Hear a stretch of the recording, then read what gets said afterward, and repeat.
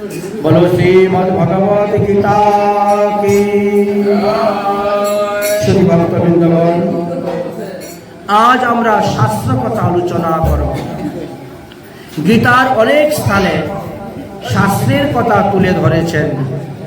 শাস্ত্র আমাদের 6 প্রকার। এক হলো বেদ শাস্ত্র, এক হলো রসায়ন শাস্ত্র, এক হলো যুগ শাস্ত্র, এক হলো জ্যোতিষ শাস্ত্র, এক হলো নৃত্য কলা শাস্ত্র, আর এক হলো সঙ্গীত শাস্ত্র। এইভাবে 6টি শাস্ত্রের কথা আলোচনা করা আছে। এত ভিন্ন অন্যান্য মত অনুসারে আরো অনেক শাস্ত্রের নাম পাওয়া যায়। গীতাকেও একটি শাস্ত্র বলা হয়েছে। বেদ যেরকম শাস্ত্র, গীতাকেও একটি শাস্ত্র বলা হয়েছে। বৈষ্ণব স্মৃতি শাস্ত্র, ভক্তি শাস্ত্র, শ্রীমদ্ ভাগবত শাস্ত্র, তর্ক শাস্ত্র, ন্যায় শাস্ত্র, রতি শাস্ত্র, যোগ শাস্ত্র, স্মৃতি শাস্ত্র, শ্রুতি শাস্ত্র, ধর্মশাস্ত্র, দর্শন শাস্ত্র, রাসায়নিক শাস্ত্র ও সাংখ্য শাস্ত্র। এইভাবে আরো 15টি শাস্ত্রের নাম পাওয়া যায়। শাস্ত্র, উপশাস্ত্র, পুরাণ, উপপুরাণ, এইভাবে আমরা অনেক নাম পেয়ে থাকি। আজ অর্জুন ভগবান শ্রীকৃষ্ণকে দণ্ডবত প্রণাম করে বললেন, হে গোবিন্দ, হে মধুসূদন, আমার চিত্ত দৈন্য দোষে দূষিত হয়েছে। অর্থাৎ এই কুরুক্ষেত্রের যুদ্ধে গুরুজন দিগকে বধ করিব আমি কি রূপে, আর তাদেরকে বধ করে আমি কি রূপে বা প্রাণ ধারণ করে রাখিব। এইরকম কার্পণ্য দোষ আমার মধ্যে এসেছে। তাই আমি কোনটি ধর্ম, কোনটি অধর্ম, কোনটি শাস্ত্র, কোনটি অশাস্ত্র আমি নির্ণয় করতে পারছি না। আমার পক্ষে যাহা শ্রেয় তাহা আপনি আমাকে বলে দাও। আজ থেকে আমি আপনার শিষ্যত্ব গ্রহণ করলাম, আমি আপনার চরণে শরণাগত হলাম। এই বলে অর্জুন ভগবানের চরণে পড়ে গেলেন। অর্জুন ভগবানের মামাতো ভাই, ভগবান অর্জুনের পিসাতো ভাই। অর্জুনের মামাতো ভাই হলেন শ্রীকৃষ্ণ, আর অর্জুন হলেন শ্রীকৃষ্ণের পিসাতো ভাই। আচ্ছা, দুজনের বয়স মোটামুটি সমান দেখে দুজনের মধ্যে সত্য ভাব ছিল, কিন্তু আজ গুরু শিষ্য ভাব। অর্জুন বলছেন, আমি তোমার চরণে সমর্পণ করে দিলাম, দেহ দেহ, তুমি আমার গুরু, আমি তোমার শিষ্যত্ব গ্রহণ করলাম, অতএব তুমি আমাকে উপদেশ দান করো। শিষ্য না হলে কাউকে উপদেশ দেওয়া যায় না। এই জন্য শ্রীমদ্ ভগবত গীতার 2য় অধ্যায়ের 7 নম্বর শ্লোকে তার প্রমাণ। অর্জুন যে বলছেন আমি তোমার শিষ্য হলাম। কার্পণ্য দোষ অপস্বভাব পৃচ্ছামি তাং ধর্ম সংমট্ট চেতা চন্দ্রেশ্চ সন্নিহিত চিত্তবৃত্তি তস্মৈ শিষ্যতেহং শ্রীরামং তাং প্রপদ্যে। এক একটা দোষ এক এক জায়গা থেকে আমাদের আসে। মাতৃদোষে চরিত্রহীন, পিতৃদোষে মূর্খতা, বংশদোষে কৃপণতা, এই দুটি কথা। আর নিজের দোষে দরিদ্রতা। বাপ দাদা 14 পুরুষ 20 টাকা সম্পত্তি রেখে দিলেও দেখো সব উড়িয়ে দিচ্ছে, মদ খেয়ে জুয়া খেলে সব শেষ করে দিচ্ছে। এই 4টি দোষ 4টি স্থান থেকে আসে। ভগবান বললেন, দেখো আমি মানুষের জীবনের চলাফেরার জন্য শাস্ত্র তৈরি করে গিয়েছি। প্রতিটা মানুষেরই কর্তব্য শাস্ত্র অনুসারে চলা, শাস্ত্রের সিদ্ধান্ত মেনে চলা। जो शास्त्र विधि उच्छिजते वर्तते काम कातर न च सिद्धिम वाप्नोति न सुखो न च परागतिम। যে ব্যক্তি শাস্ত্রবিধি মানে না, শাস্ত্রবিধি ত্যাগ করে স্বেচ্ছাচারী হয়ে নিজের মন গড়া চলে, নিজের মন গড়া কর্ম করে, কর্মেতে প্রবৃত্তি হয়, সেই ব্যক্তি কখনো ভজনে সিদ্ধি লাভ করতে পারবে না। তার সুখ এবং শান্তি দুটাই ধীরে ধীরে নষ্ট হয়ে যাবে এবং সে কখনো মুক্তি লাভ করতে পারবে না। এই শাস্ত্র বিষয়ে আলোচনা শুধু ভাগবতে গীতাতেই নয়, ভাগবতেও দেওয়া আছে। ভাগবতের ৬৫ স্কন্ধের পঞ্চম অধ্যায়ের ২০ নম্বর শ্লোকেতে দেওয়া আছে, শাস্ত্রস্য পিতরা আদেশ্বরম যে নদেব নিবার্তত। শাস্ত্রই হলেন আমাদের পিতা, কেননা শাস্ত্রই আমাদেরকে দ্বিতীয় জন্ম দিয়ে থাকেন, কারণ নিবৃত্তি হলো তার আদেশ। শাস্ত্র বলতে আমরা শ্রুতি স্মৃতি পুরাণ আদিকে বুঝি। এইগুলাতে আমাদের কর্তব্য অকর্তব্য নির্ণয় করে গিয়েছেন, এই জন্য এদেরকে আমরা ধর্মশাস্ত্র বলে থাকি। এই শাস্ত্রকে ৬ ভাগে বিভক্ত করা হয়েছে, আমরা যা ইতিপূর্বে আলোচনা করলাম। শাস্ত্র মেনে না চললে পুরুষার্থ লাভ করা যায় না, অর্থাৎ ধর্ম অর্থ কাম মোক্ষ এই ৪টি পুরুষার্থ তো পাবেই না, পঞ্চম পুরুষার্থ থেকেও তুমি বঞ্চিত হয়ে যাবে, অর্থাৎ প্রেম ভক্তি থেকেও তুমি বঞ্চিত হইবে। অতএব হে অর্জুন, শাস্ত্রবিধি অনুসারে তুমি কাজ করো। তস্মাৎ শাস্ত্র প্রণামতে কার্যাতে কার্য ব্যবস্থিত জ্ঞাতম শাস্ত্র বিধানোক্তম কর্মম কর্মতি মৃণারত। বলছেন জীবনে কোনটি কর্তব্য, জীবনে কোনটি অকর্তব্য তা শাস্ত্রই নির্ণয় করে গিয়েছেন। শাস্ত্রই প্রমাণস্বরূপ আমাদের নিকটে বর্তমান। সুতরাং তুমি শাস্ত্র উক্ত ধর্মের ব্যবহার করো। আগে শাস্ত্র জানো, শাস্ত্রে যাহা যাহা শ্রেয় বলে গেছেন সেই সমস্ত কর্মেতে তুমি প্রবৃত্ত হও। শাস্ত্রে যাহা নিষেধ করে গিয়েছেন সেই সমস্ত কর্ম হইতে তুমি নিবৃত্ত হও। এই তো শাস্ত্রের উপদেশ। অতএব হে অর্জুন, আমি তোমাকে শাস্ত্রের উপদেশ দিতেছি, তুমি মনোযোগ দিয়া তাহা শ্রবণ করো। এই জন্য ভগবান শ্রীকৃষ্ণ শাস্ত্রের উপদেশ দিয়েছিলেন অর্জুনকে। গীতাতে ভগবান শ্রীকৃষ্ণের ৫৭৪টি শ্লোক আছে। ৬৭টি শ্লোকে তো গীতা, ৭০০ শ্লোকের মধ্যে ভগবান শ্রীকৃষ্ণের মাত্র ৫৭৪টি শ্লোক, আর প্রতিটি শ্লোকই শাস্ত্রের সুসিদ্ধান্ত রূপে বর্ণন করে গিয়েছেন। উনি বিভিন্ন শাস্ত্র থেকে এনে এই সমস্ত তত্ত্ব কথা তুলে ধরেছেন। বেদ শাস্ত্র, স্মৃতি শাস্ত্র, শ্রুতি শাস্ত্র, যুগ শাস্ত্র, ভক্তি শাস্ত্র, ন্যায় শাস্ত্র, তর্কশাস্ত্র, এইগুলো সবগুলার থেকে এনেছেন, এনে এনে তুলে ধরেছেন। সনাতন ধর্মের শাস্ত্রের অন্তর্ভুক্ত শ্রীমদ্ ভাগবত আদি সমস্ত শাস্ত্রের সিদ্ধান্ত তুলে ধরেছিলেন। হে অর্জুন, আমি যাহা তোমাকে উপদেশ করিলাম তাহা শাস্ত্র বলিয়াই জানিও, আর এইকে মানুষ গীতা শাস্ত্র বলিয়া আখ্যা দিবে। তাই ভগবান শ্রীকৃষ্ণ অর্জুনকে নিমিত্ত করে যে শাস্ত্র কথা বলেছেন সেটাই হলো গীতা শাস্ত্র।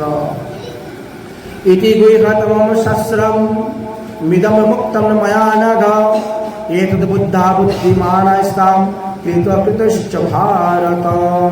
হে অর্জুন, আমি গীতার অত্যন্ত গোপনীয় হইতে গোপনীয় তত্ত্বকথা সংক্ষেপে তোমার নিকটে বলিলাম। যে কেহ ইহা জানিবে তিনি জ্ঞানবান হইতে পারবেন, জ্ঞান লাভ করতে পারবেন। অতএব তুমি যে কৃতার্থ হইয়া গেছ ইহাতে আর বিন্দুমাত্র সন্দেহ নাই। তাই গীতা শাস্ত্র ন জানাতি ন আধমেব পরো জনঃ ধীকম প্রাবণ্যম প্রতিষ্ঠানম পূজা দান মহত্তয়ম। যে ব্যক্তি অন্যান্য শাস্ত্র জানুক বা না জানুক, কিন্তু গীতা শাস্ত্রটা জানা তার একান্ত প্রয়োজন। গীতা শাস্ত্র যারা অবগত নহেন বলছেন এই ধরাতলে তার মনুষ্য জন্ম ধিক্কার। এই জগতি তলে তাহা অপেক্ষা অধমার কেউ নেই। তাহার পারবদের ধিক, তার প্রতিষ্ঠার ধিক, তার পূজা মান মহত্বের ধিক। গীতা শাস্ত্রে কেউ জানার কথা বললেন। গীতা শাস্ত্রে মতি নাস্তি সর্বং না তত নিষ্ফলম বিজ্জম ধিকং তস্য জ্ঞান দাতারং ব্রত নিষ্ঠা তপোযশ। ভগবান বলছেন আমার এই গীতা শাস্ত্রে যাহার মতি নাই তাহার সমস্ত কার্যই নিষ্ফল হইয়া যাইবে। তাহার জ্ঞানদাতা গুরুকে ধিক্কার, তার দান ব্রত তপস্যা পূজা সবকিছুরই ধিক্কার। আর গীতা শাস্ত্র অনুসারে করলেই তার লাভ হবে। হে অর্জুন, এই তোমাকে গীতার মূল তত্ত্ব কথা বললাম। অর্জুন তখন বলছেন কৃষ্ণকে সম্বোধন করে, হে গুরুদেব, যৌ শাস্ত্রবিধি মুসৃজতাম জয়ন্তে শ্রদ্ধয়াম্বিতা তেষাং নিষ্ঠা তু কা কৃষ্ণ সন্মহামহম রাজস্তম। যাহারা শাস্ত্রবিধি পরিত্যাগ করিয়া শ্রদ্ধা সহকারে দেবদেবীর অর্চনা করেন তাহাদের নিষ্ঠা কি রূপে? তাহারা সাত্ত্বিক না রাজসিক না তামসিক, তা আপনি কৃপা করে আমাকে বলুন। ভগবান বললেন, অর্জুন, শ্রদ্ধা সকলের সমান থাকে না, শ্রদ্ধা সকলের একরূপ ভাবে হয় না। স্বভাব অনুযায়ী শ্রদ্ধাও মানুষের দেহে 3 প্রকার থাকে। এই জন্য সাধুসন্ত মহাত্মাদেরকেও 3 ভাগে ভাগ করা হয়েছে। এক হলো উত্তম সাধু, এক হলো মধ্যম সাধু, আর এক হলেন অনিষ্ট সাধু। শাস্ত্রের প্রতি যার যতটা শ্রদ্ধা হয়েছে, যে যতটা ভক্তি লাভ করতে পেরেছেন, তিনি তত বড়ই সাধু হতে পেরেছেন। তাই এই জগতের মানুষের সকলের শ্রদ্ধা সমান নয়, ভিন্ন ভিন্ন। তাই বলছেন শ্রদ্ধাবান জন হয় ভক্তির অধিকারী। শ্রদ্ধা অনুসারে উত্তম মধ্যম কনিষ্ঠ বিচার শাস্ত্রে আছে। অশাস্ত্রবিহিতম ঘোরম তপতে তে তপোজনা দম্ভ অহংকার সংযুক্তাম কাম রাগ বলাম্বিতা। যে সমস্ত লোক অবিবেকী, দাম্ভিক, অহংকারী, কামনা পরায়ণ, বিষয়ে আসক্তিযুক্ত, ধনে গর্বে মত্ত, জনবল দেহবল অর্থবল বলিয়ান, এই কারণে তারা শাস্ত্রবিধি ঠিকভাবে পালন করে না, বরং শাস্ত্রবিধির আরো উল্টা বিরোধিতাও করে থাকে, অতি উগ্র। বলছেন তাদের বুদ্ধি আসুরিক বুদ্ধি বলে জানিবেন। তাদের বুদ্ধি আসুরিক বুদ্ধি, আর এই আসুরিক কাজের কারণে তাদেরকে সেই রকম ফল ভোগ করতে হবে। যে সৃজন্তি পঠন্তে গীতা শাস্ত্রম মহানিশি নদেবে মুনিশাসি সংদেব রূপান সংশয়। ভগবান বললেন আমার এই গীতা শাস্ত্র যারা অহনিশি শ্রবণ করেন, পঠন পাঠন অধ্যয়ন করেন, কীর্তন করেন, আরে তাদেরকে তোমরা মনুষ্য বলিয়া জানিও না, তারা নিশ্চয়ই দেবতা স্বরূপ। এইভাবে গীতা পাঠকের মাহাত্ম্যের কথা বর্ণন করে গেছেন। রূপ, স্বরূপ, অপরূপ, বহুরূপ, অরূপ, বিরূপ, কুরূপ এরকম ব্যাখ্যা করে দিয়েছেন। তাই মানুষের শাস্ত্র আধারের উপর নির্ভর করে তাকে সেই রকম উপাধি দেওয়া হয়ে থাকে। সর্বশাস্ত্র সারভুক্তা বিশুদ্ধা সা বিশেষতা তস্যাং ধর্মময়ী গীতা সর্বজ্ঞান প্রয়োজিকা। সর্বধর্মময়ী গীতা সর্বজ্ঞান প্রদাতা, সর্বশাস্ত্রের সারভুক্তা, বিশেষত বিশুদ্ধ বলিয়াই শাস্ত্রে গৃহীত হইয়াছেন। অতএব অর্জুন, তুমি গীতা শাস্ত্রটি ভালোভাবে বুঝে রাখো, জেনে রাখো, শুনে রাখো, কাজে লাগাবে। গীতা দিতা চোজনাপি ভক্তি ভাবেন চেতস্বা বেদ শাস্ত্র পুরাণানি তেনাধিকানি সর্বস্ব। যিনি ভক্তিপূর্ণ চিত্তে গীতা পাঠ করেন, তাহার বেদ পুরাণাদি শাস্ত্র পাঠের ফল লাভ করিতে পারেন। এমনই গীতা শাস্ত্রের মহিমার কথা বর্ণন করে গিয়েছেন। তাই বলছেন, শাস্ত্র আমাদেরকে এই সমস্ত সিদ্ধান্ত দিয়েছেন। এই সত্তাকে শাস্ত্র কহিন ভক্তয় অবতার, ভক্তয় অবতার পদয় পরিসমার। আত্মা হইতে কৃষ্ণ ভজ বড় পরিমাণে, তাহার বহুত শাস্ত্র বচন প্রমাণে। তাই সর্বত্র শাস্ত্র বচন আমাদেরকে প্রমাণ দিবেন, আর আমরা সেই প্রমাণ অনুসারে চলব। শাস্ত্রের সিদ্ধান্ত এই, বিজ্ঞের অনুভব মূর্খ লোক নাহি জানে ভাবেরও বৈভব।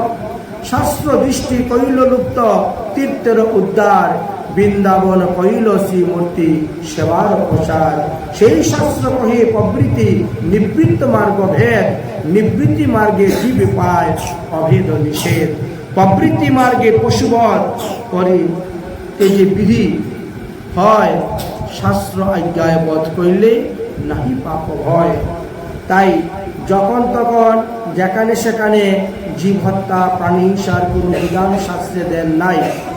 একমাত্র যজ্ঞের কথা আলোচনা করা ছিল, কিন্তু সেই যজ্ঞতেও পশুকে বধ করা হতো না, দ্বিখণ্ডিত করা হতো না, তার দেহ থেকে মস্তককে আলাদা করে দেওয়া হতো না। শাস্ত্রের বিচারে ভালো মন্দ নাহি জানি, সরস্বতী বলায় যে যে বাণী, বলি সেই বাণী।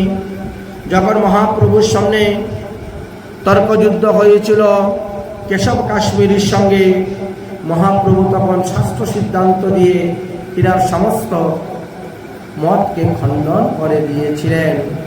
সার্বভৌম ভট্টাচার্য সঙ্গে মহাপ্রভু তর্কযুদ্ধ করলেন, শাস্ত্র সিদ্ধান্ত দিয়ে তাদের মতকে খণ্ডন করলেন। কাশীতে মহাপ্রভু আসলেন এবং তিনি সেখানেও তর্কযুদ্ধ করলেন প্রকাশানন্দ সরস্বতীর সঙ্গে, এবং তাকেও পরাজিত করলেন। তাই শাস্ত্রের দ্বারা মানুষের কুসংস্কার, কুতর্ককে খণ্ডন করা যাবে, কিন্তু কুতর্ক করে কখনো শাস্ত্রের বাক্যকে খণ্ডন করা যায় না, আর যাবেও না। তাই আচার্য প্রভু, অদ্বৈত আচার্য প্রভু, তিনি সবার আগে আসলেন, আর তিনি সর্বদা শাস্ত্র ব্যাখ্যা করতেন সবার সম্মুখে। শুনিয়া আচার্য কহেন, দুঃখী হইয়া মনে, শাস্ত্র পড়িয়া তুমি কর অভিমানে। ভাগবত মহাভারত দুই শাস্ত্র প্রধান, এই দুই গ্রন্থ বাক্য কর নাহি অবদান। সেই তো কহে কলিতে সম্য অবতার, তুমি কহ কলিতে নাহি বিষ্ণুর প্রচার। প্রতিযুগে কৃষ্ণ কহে যুগ অবতার, তর্কনিষ্ঠ হৃদয়ে তোমার নাহি বিচার। তাই কলিযুগেও কৃষ্ণ অবতার হয়েছে নাম রূপে, এই কথা আলোচনা করা আছে।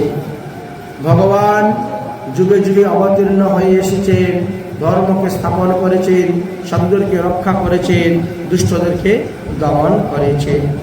আসনং বর্ণাত্রয়স্যাম গৃহীতেন মনোযুক্তাম তনু শুক্ল রক্ত তথা পীত ইদারিং কৃষ্ণতাম গতঃ। তাই শাস্ত্র আমাদেরকে বলছে, এই যুগে মহাপ্রভু এসে অবতীর্ণ হয়েছেন। কৃষ্ণ বর্ণ তিসাও কৃষ্ণ সাঙ্গ পাঙ্গয়স্র পার্ষদ যজ্ঞে সংকীর্তন প্রায়ই যজন্তি সুমেধসা। তাই মহাপ্রভু যে এই কলিযুগের যুগ অবতার, এই বিষয়ে শাস্ত্রে আলোচনা করা আছে। সুবর্ণ বর্ণ হেমাঙ্গ বরঙ্গ চন্দ্রাগ্রি গঙ্গা নদী তীরে সন্ন্যাসরূপে সম্যক শান্ত নিষ্ঠা পরায়ণ। ভগবান আসবেন, নবদ্বীপে অবতীর্ণ হবেন শশীগর্ভ সিন্ধু মাঝে, এবং তিনি কলিহিত জীবকে উদ্ধারের জন্য সন্ন্যাস ধর্ম গ্রহণ করবেন। শ্রীমদ্ ভাগবত মহাপুরাণে বললেন, শাস্ত্র গ্রন্থ কাদের জন্য? যারা মাৎসর্য শূন্য তাদের জন্য। ধর্ম পজ্জিত কৈতিব্য অর্থ পরম নির্মৎসরাং সকাম দেবাং শাস্ত্রমতম যত্ত বিষাদং তাপত্রয়েন মূলম। শ্রীমদ্ ভাগবতে মহামণি কৃতে কিংবা পরের ঈশ্বর শ্রদ্ধা হৃদয় সুতাকার বিকৃতি সুশ্রুতাভিস্তৎপরাত। এই হলো ধর্মের কথা। এক হলো ধর্ম আর আরেক হলো পরম ধর্ম। ধর্মটা সাধারণ সমস্ত ব্যাপী, পরম ধর্মটা বিশেষ। কিছু কিছু লোকে পালন করে, সবাই পালন করতে পারে না। যাহা হইতে সুচিত আনন্দ ঘন শ্রী ভগবানের ভক্তি জন্মে, তাহা হলো পরম ধর্ম। সাধারণ ধর্ম সমাজ ধর্ম, দেশাচার ধর্ম, বর্ণ ধর্ম, স্ত্রী ধর্ম, পুরুষ ধর্ম, দেশ ধর্ম ইত্যাদি, রাষ্ট্র ধর্ম ইত্যাদি। তাই বলছে শ্রীমদ্ ভাগবতে যে ধর্ম নিরূপণ করে গিয়েছেন সেই ধর্মই হলো পরম ধর্ম, আর সেই ধর্ম পালন করাই আমাদের কর্তব্য। ভগবত প্রীতির সাধন ব্যতীত অন্য কোনো বাসনা যদি ধর্ম অনুষ্ঠানে জড়িয়ে থাকে, তাহলে সেই ধর্ম হলেও সেটা প্রকৃত ধর্ম হয় না।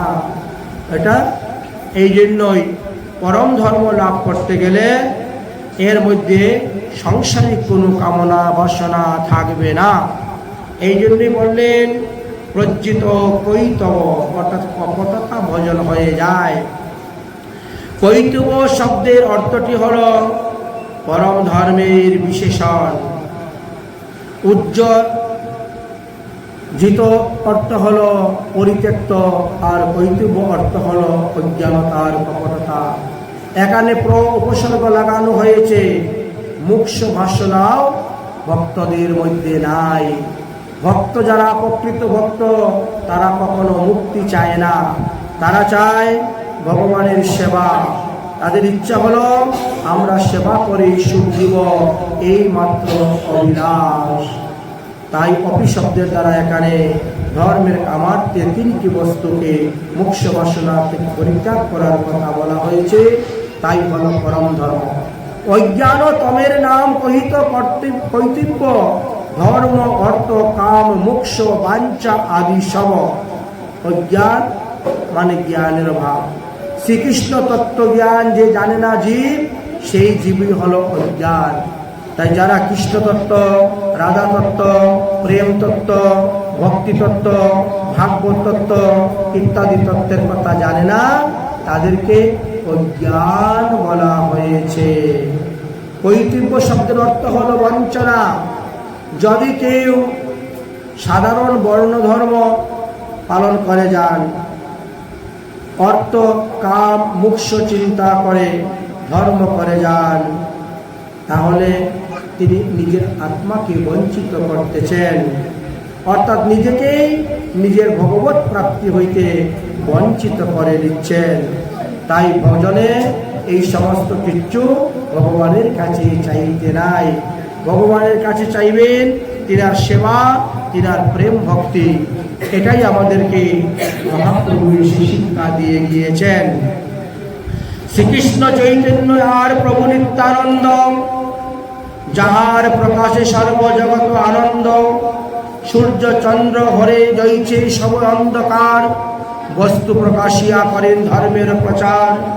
এই মতো দুই ভাব জীবের অজ্ঞানতা, অজ্ঞান তমনাশ করিলেন তত্ত্ব বস্তু দিয়া। মহাপ্রভু এসে আমাদেরকে কি তত্ত্ব বস্তু দান করে গেছেন? কৃষ্ণ তত্ত্ব, রাধা তত্ত্ব, গুরু তত্ত্ব, ভক্তি তত্ত্ব, ভক্ত তত্ত্ব, জীব তত্ত্ব, প্রেম তত্ত্ব, নাম তত্ত্ব ইত্যাদি দান করে গিয়েছেন। কিন্তু মানুষ সাধারণ অর্থে সাধারণ ধর্ম পালন করে থাকেন। তার মধ্যে মোক্ষ বাঞ্ছা কৈতব্য প্রদান, যাহা হইতে কৃষ্ণ ভক্তি হয় অন্তর্ধান। তাই ভগবানের কাছে মুক্তি পর্যন্ত চাইতে নাই।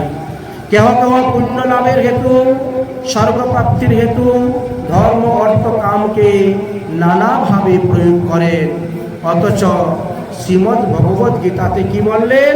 ক্ষীণং পুণ্যং মৈত্রলোকং বিশন্তি। এই যে বৈদিক কর্মকাণ্ড আমরা করে যাচ্ছি, এই সমস্ত বৈদিক কর্মকাণ্ডের দ্বারা আমরা ব্রহ্মলোক পাব বা ব্রহ্মলোক পর্যন্তই আমরা যেতে পারব, কিন্তু সেখান থেকেও আমাদের পতন হয়। গীতাতে বললেন আব্রহ্ম ভুবনাৎ লোকাং পুনরাবৃত্তি না অর্জুন। পুনর্জন্ম হইলেও কোনো ভাগ্যবানের পুনরায় আবার মনুষ্য জন্ম পায়, কেহ বা পায় না। তাই কেহ কেহ মুক্তি চায়, কিন্তু মুক্তি হলে তো ভগবানের সেবা করতে পারবেন না। যে মুখ্য বাঞ্ছা হইতে শ্রীকৃষ্ণ ভক্তি চিরতরে অন্তর্ধান হয়ে যায়, সেই মুক্তি চাওয়ারই বাকি প্রয়োজন। তাই যাহার প্রসাদে ভাই এই তম হয় নাশ, তমনাশ করি করে তত্ত্বের প্রকাশ, তাহাই হল ভাগবত ধর্ম, তাহাই হল পরম ধর্ম। এই জন্য বললেন নির্মৎসরানাং সাতাং, মাৎসর্যহীন হয়ে হরিভজন করতে হবে। মাৎসর্য কাকে বলে? পরের উৎকর্ষ যাহারা সহ্য করতে পারে না, তাদেরকে মাৎসর্য বলা হয়। এইরূপে মাৎসর্যতা যাহাদের নাই, তারাই পরম আনন্দের সহিত এই ভাগবত ধর্ম যাজন করতে পারেন। এই জন্য সাধুশান্ত মহাত্মাদের পক্ষেই এই ভাগবত ধর্মটি যজন সুবিধা হয়। মত ঐশ্বর্য মাৎসর্য, আমার এই আছে, আমার সেই আছে, এটাকে বলা হয় মাৎসর্য। এখানে প্রশ্ন হতে পারে, যাহারা নির্মৎসর্য নহেন তাহারা কি হরিতূষণের তাৎপর্যময় নয়, পরম ধর্মের অনুষ্ঠান করতে পারবে না? তদুত্তরে বললেন তাহারাও এই পরম ধর্মের অনুষ্ঠান করতে পারবে, কারণ অনুষ্ঠান করতে করতে করতে করতে ভগবত কৃপায় তাদের হৃদয় থেকে মাৎসর্যতা দূরীভূত হয়ে যাবে। কাম লাগি কৃষ্ণ ভজে, পায় কৃষ্ণ রসে, কাম ছাড়ি দাস হতে হয় অবিলাসে। প্রথমে কামনা বাসনা নিয়ে কৃষ্ণ ভজন করে, শেষে দেখো সেই কামনা বাসনা তার দূর হয়ে যায়। এটাই বেদশাস্ত্রের কথা। অতঃপর বেদাং বস্তু মাত্রম বস্তু, আমাদের জীবনের মূল লক্ষ্য বস্তু হলেন ভগবান শ্রীকৃষ্ণ। তার সঙ্গে সম্বন্ধ স্থাপন করে, তার সঙ্গে তার সেবা করা, তার ভজন করাই আমাদের কর্তব্য। শ্রীকৃষ্ণ ভক্তি রূপা পরম ধর্ম লাভ করা আমাদের কর্তব্য। কারণ ভক্তি স্বীয় ফল প্রদান করেন, সে কখনো কর্ম যোগ জ্ঞানের অপেক্ষা করে না। ভক্তি ভগবানকে স্বতন্ত্রভাবে বশীকরণ করতে পারেন। ভক্তি দেবী স্বয়ং চুম্বকের মতো আকর্ষণ করে ভগবানকে ভক্তের সম্মুখে এনে দাঁড়া করিয়ে দিতে পারেন। এই জন্য বললেন যারা কৃষ্ণ ভজন করে তাদের সর্বদাই মঙ্গল মঙ্গল হইয়া থাকে। এই ভাগবত ধর্ম জীবের পরম মঙ্গল পদ। এই ভক্তি জীবকে পরমানন্দ দান করিবে। তাই সত্যম শিবম সুন্দরম বলা হয়ে থাকে। এখানে শিব বলতে জীবকে বলা হয়েছে। তাই এই শ্রুতি প্রমাণ অনুসারে বোঝা গেল শ্রীকৃষ্ণ ভজনটাই হল একমাত্র সত্য, চিরসত্য। প্রতিটা জীবেরই কর্তব্য কৃষ্ণ ভজন, তবেই তারা কৃষ্ণ ভজনের দ্বারা নিত্য গোলক ধামে যেতে পারবে। তাদেরকে আর পুনরায় পৃথিবীতে এসে জন্মগ্রহণ করতে হবে না, নিত্য ধামে থেকেই ভগবানের সেবা পূজা করতে পারবেন। তাই তাপত্রয় মূলম, তাপত্রয় মানে ভগবানের ভজন করলে আমাদের তিনটি তাপ দূর হয়ে যায়। আদি দৈবিক, আদি ভৌতিক এবং আধ্যাত্মিক এই তিতাব জ্বালা আমাদের বিনাশ হয়ে যায়। তাই শ্রীমদ্ ভাগবত হলেন ভাগবতের এক একটা শ্লোক, এক একটা মন্ত্র আমাদের মহা ঔষধ স্বরূপ। এই সমস্ত ঔষধ সেবনের দ্বারা আমরা সমস্ত পাপ তাপ অপরাধ থেকে মুক্তি লাভ করে ভগবত ধামে অনায়াসে গমন করতে পারি। তাই শ্রীমদ্ ভাগবত বলা হয়েছে। শ্রীমৎ শব্দের অর্থ হল স্বাভাবিক শক্তি সম্পূর্ণ। ভগবানের নাম রূপ লীলাতে যেমন শক্তি আছে, মণি মন্ত্র ঔষধের মধ্যে যেরকম অচিন্ত্য শক্তি আছে, তাদৃশ্য সেই রকম শ্রীমৎ ভাগবতেরও এক একটি শ্লোকে সেই রকম শক্তি আছে। তাই বলছেন যুগ ধর্ম প্রবর্তায় মো নাম সংকীর্তন, চারিভাবে ভক্তি দিয়া করাই মুভন। তাই আমরা শাস্ত্র অনুসারে পেলাম আমাদের এই কলিযুগে আমাদের হলো হরিনাম সংকীর্তনটাই এই যুগের যুগ ধর্ম। সেই অনুসারে আমরা হরিনাম সংকীর্তন করে থাকি। হরিনাম সংকীর্তন রূপে ভগবান আমাদের বাচক এবং বাচ্যরূপে ভজন আমরা করে থাকি। তাই বলছেন ধর্মকে দুই ভাগে ভাগ করা হয়েছে, এক হলো আত্মধর্ম আর এক হলো অনাত্মক ধর্ম। যে ধর্মের দ্বারা আত্মার মঙ্গল লাভ হয় তার নাম হলো আত্মধর্ম, আর যে ধর্মের দ্বারা দেহ সুখ ইন্দ্রিয় সুখ প্রাপ্ত হওয়া যায় এটাকে বলা হয় অনাত্মক ধর্ম। আর যুগ ধর্ম, যেই যুগে যেই ধর্ম তাকে বলা হয় যুগ ধর্ম। এইভাবে ধর্মের অনেক অনেক পরিভাষা আলোচনা করে গিয়েছেন। যুগ ধর্ম প্রবর্তন না হয় অংশ হইতে আমাবি না অন্য কেউ না পারে দিতে। তাই ভগবান স্বয়ং আসলেন এই কলিযুগে, এসে আমাদেরকে যুগ ধর্ম স্থাপন করে দিয়ে গিয়েছেন। আমরা সেই যুগ ধর্ম পালন করে যাচ্ছি। অতএব শাস্ত্র সিদ্ধান্ত অনুসারে আমরা দেখতে পেলাম এই কলিযুগে মহাপ্রভুই হলেন আমাদের স্বয়ং ভগবান। মহাপ্রভু আমাদেরকে রাধা গোবিন্দের যুগপৎ উপাসনা দিয়ে গিয়েছেন, আর তিনার কৃপাতে আমরাও সাধন ভজন করে যাচ্ছি। তাই যারা মহাপ্রভুর মত এবং মহাপ্রভুর পথ মেনে যাচ্ছেন, পালন করে যাচ্ছেন, তাদেরই মঙ্গল সাধিত হইতেছে। আসুন মহাপ্রভুর সম্পর্কে আমাদের মহাজনগণ খুব সুন্দর একটি পদ রচনা করে গিয়েছেন। আমরা আজ মহাপ্রভুর সেই গুণগান কীর্তন করব। হরি নাম মধুর রস পিয়রে মনুয়া, এই সংসার সব ঝোটা। হরি নাম মধুর রস পিয়রে মনুয়া, এই সংসার সব ঝোটা। হরি নাম আরো পরে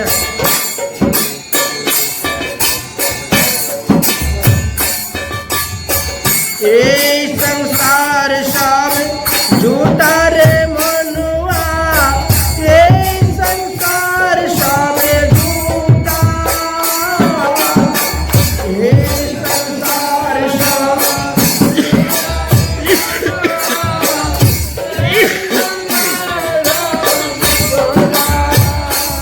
আর এই সংসার সব ঝूठा रे मनुआ, এই সংসার সব ঝूठा।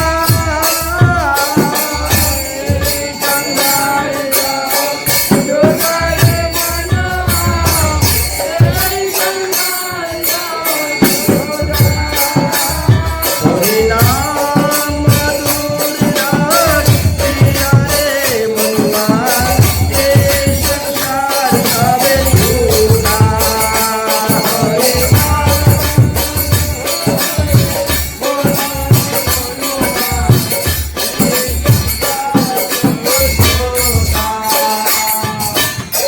गौरी रूपी में कृष्ण जी आयो, निताई रूप में बोलो राम।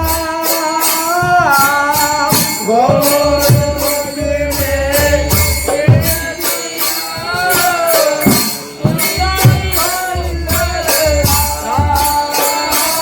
আর গৌরি রূপী মেলা जी आयो, निताई रूप में बोलो राम।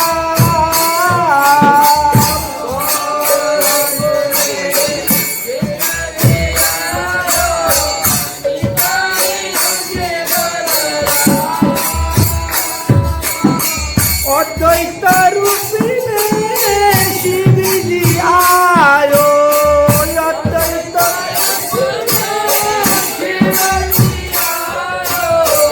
अद्वैत रूपी में महाविष्णु आयो, अद्वैत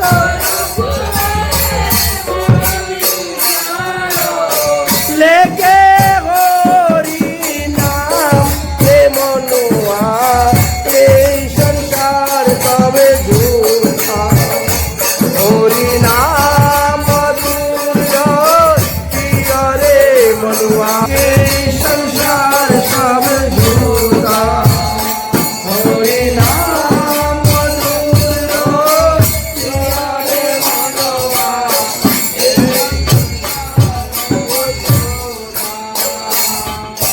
गदाधर रूप में राधा रानी आयो, शिवास रूप में नारद जी। गदाधर रूप में राधा रानी आयो, शिवास में नारद जी। गदाधर रूप में राधा रानी आयो, शिवास रूप में नारद जी।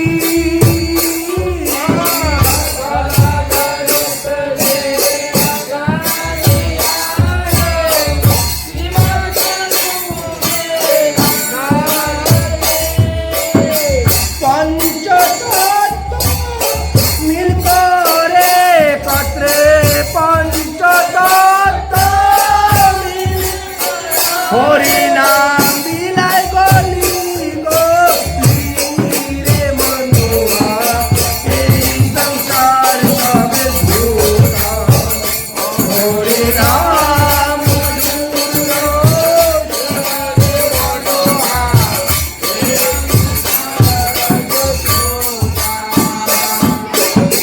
राम रूप में रावण बोधे, कृष्ण रूप में कंस। राम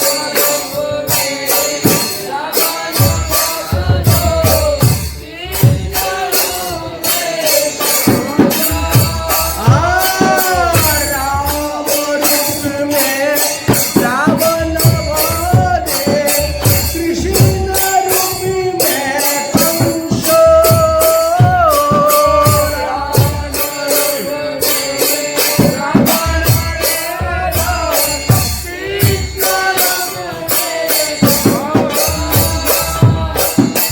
गौरी रूप में हरि नाम बिलायो, गौरी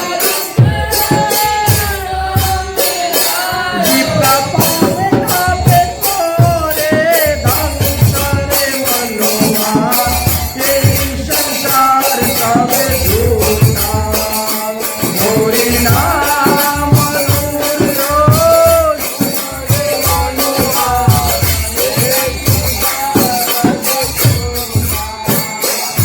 हरि नाम मधुर पिया रे मनुआ, ये संसार सब झूठा।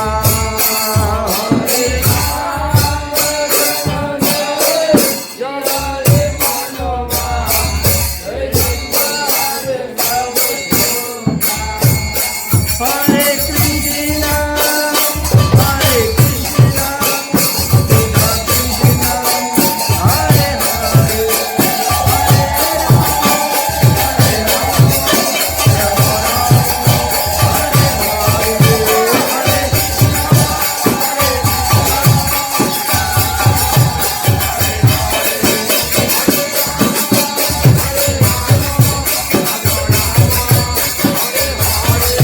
हरे कृष्ण हरे कृष्ण कृष्ण हरे हरे, हरे कृष्ण कृष्ण कृष्ण हरे हरे,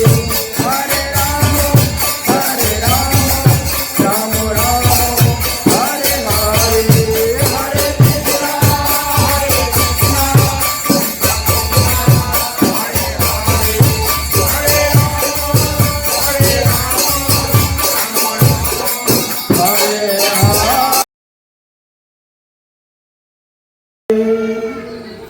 তাই আমাদেরকে শাস্ত্র বিধি মেনে চলতে হয়।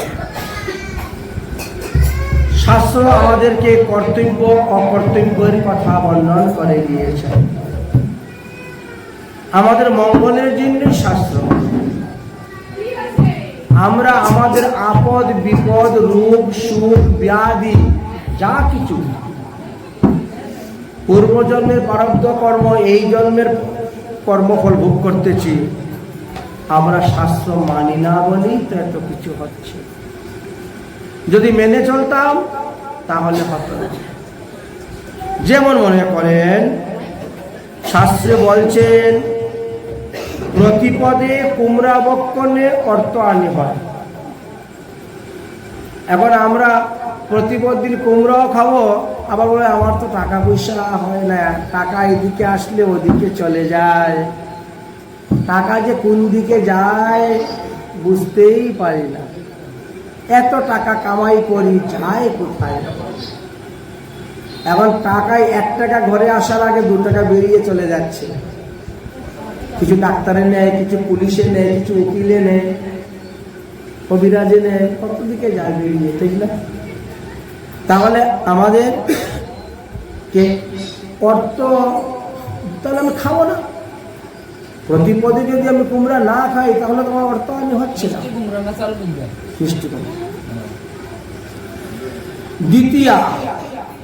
দ্বিতীয়াতে বললেন যদি কেউ বরবটি খায় তাহলে তার হরিস্মরণ হয় না। কেউ কেউ দেখবেন নতুন নতুন ভজনে গিয়ে খুব ভজন করে, ঠিক না? খুব মালা জপ করে, খুব পাঠ করে, খুব কীর্তন করে সব জায়গায়, কিন্তু আস্তে আস্তে আস্তে আস্তে দেখো তার ভজনটা শৈথিল্যতা হয়ে যায়। কারণ দ্বিতীয়াতে তিনি বরবটি খাচ্ছেন। দ্বিতীয়া তিথিতে বরবটি খেলে হরিস্মরণ হবে না, ওই মান যশ প্রতিষ্ঠার দিকে যাবে, দেবদেবীর পূজা পাঠের দিকে যাবে। এই জন্য বলছেন আহার থেকে আমাদের দেহের মধ্যে বিভিন্ন প্রকার রূপ সৃষ্টি হয়, বিভিন্ন প্রকার গুণ সৃষ্টি হয়, সতগুণ রজগুণ তমগুণ ইত্যাদি। এবার বললেন তৃতীয়াতে যদি কেউ পটল খায় তাহলে তার শত্রু বৃদ্ধি হয়। বলে না আমাদের খুব শত্রু, আমাদেরকে দেখতে পারে না, আমাদের এই করে, আমাদের সেই করে। তো আপনার শত্রু তো আপনি বৃদ্ধি করছেন, আপনি তো বাড়াচ্ছেন। আপনি তৃতীয়াতে পটল খেতে কেনই বা যাবেন? তৃতীয়াতে পটল না খেলেই তো আপনার শত্রু বৃদ্ধি হবে না। চতুর্থীতে বলছেন মূলা ভক্ষণ করা নিষিদ্ধ, এতেও ধন হানি হয়। ধন হানি হয় অকারণে। দেখো ধন কোথায় খুশ করে বেরিয়ে চলে গেছে, হঠাৎ করে লাখ লাখ টাকা ঋণে পড়ে যায় লোক, বুঝেছে? এর কারণ কি? চতুর্থীতে মূলা ভক্ষণের কথা। এবার বলেন পঞ্চমীতে বেল ভক্ষণ করবেন না। অনেকে বেলের পানা বানিয়ে পান, বেলের শরবত বানিয়ে পান, কুষ্ঠকাঠিন্যতা দূর করার জন্য বা বিভিন্ন কারণে হোক। কিন্তু লক্ষ্য রাখবেন পঞ্চমী তিথিটা চলছে কি না। যদি পঞ্চমীতে আপনি বেল ভক্ষণ করেন তো আপনার নামে মিথ্যা কলঙ্ক লেগে যাবে। আপনি না করলা সত্ত্বেও আপনার নামে কলঙ্ক লাগবে। আর হলো ভাদ্র মাসের কৃষ্ণপক্ষের চতুর্থী। ভাদ্র মাসের কৃষ্ণপক্ষের চতুর্থীতে যে ব্যক্তি আকাশের চাঁদ দেখবে তার নামে তো কলঙ্ক লাগবেই লাগবে। এমন কলঙ্ক লাগবে আবার থানা পুলিশ পর্যন্ত হয়ে যাবে। এই ভগবান শ্রীকৃষ্ণকে পর্যন্ত ছাড়ে নাই। ভগবান শ্রীকৃষ্ণ সত্রাজিৎ রাজার ভাই প্রসেনকে বধ করেন নাই, তার গলার থেকে সমন্ত পঞ্চকম মণি চুরি করেন নাই, কিন্তু ভগবানের নামেও বদনাম হয়ে গেল, বিশাল বদনাম, দুর্নাম হয়ে গেল।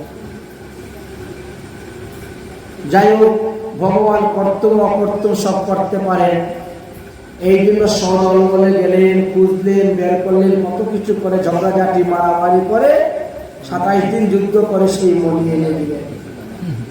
তারপরে জিজ্ঞাসা করলেন, গুরুদেব, আমার নামে এত বড় মিথ্যা কলঙ্ক কেন লাগলো? তখন বললে, ভাদ্র মাসের কৃষ্ণপক্ষের চতুর্থী তুমি আকাশের চাঁদ দেখেছিলে, এই কারণে মিথ্যা কলঙ্ক তোমার লেগেছে। তো আপনি আর আমি তো সাধারণ মানুষ, আমাদের কথা আর কি বলবো? এই জন্য বলছেন, পঞ্চমীতে যে বেল খাবে তার নামে লোকে কলঙ্ক ছড়াবে, তিলকে তাল করে বানিয়ে বলবে, বদনাম হইবে। অতএব পঞ্চমীতে বেল খাওয়া ত্যাগ করে দেবে। ষষ্ঠীতে নিম পাতা খেতে নাই। ষষ্ঠীতে নিম পাতা ভক্ষণ করা নিষিদ্ধ। ষষ্ঠীতে যারা নিম পাতা ভক্ষণ করে তাদেরকে পরজন্মে পক্ষীকুলে গিয়ে জন্মগ্রহণ করতে হয়।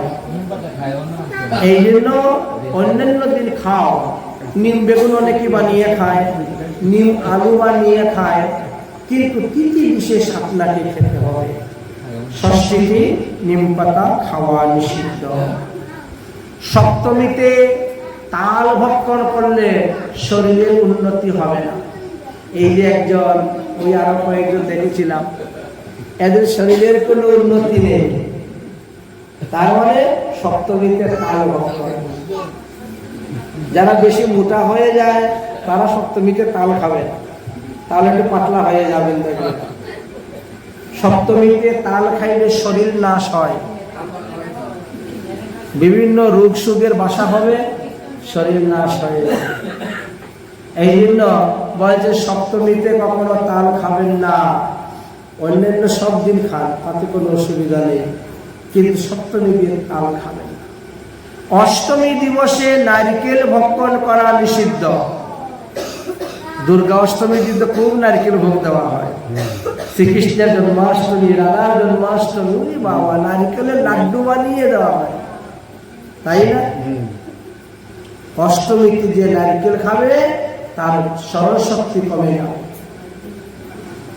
ঘর থেকে বলে দিলেন এইটা নিয়ে আসিও বাজার থেকে, বাজারে গিয়ে দেখো 5 পদ বললে 3 পদ আনে, 2 পদ ভুলেই যায়, মনে থাকে না। এই ছেলে মেয়েগুলার বারবার লেখাপড়া করলে মনে থাকে না অনেকের, সরাসরি পড়ে তো, ছেলে তো সারাদিনই পড়ে, তারপরে পরীক্ষায় গিয়ে মার্ক কম পায়। এত খাটাখাটি লেখাপড়া করে কারণ কি? এই অষ্টমীতে নারকেল খাওয়াবেন। এই জন্য বলছেন অষ্টমীতে কখনো নারকেল খাওয়াবেন না।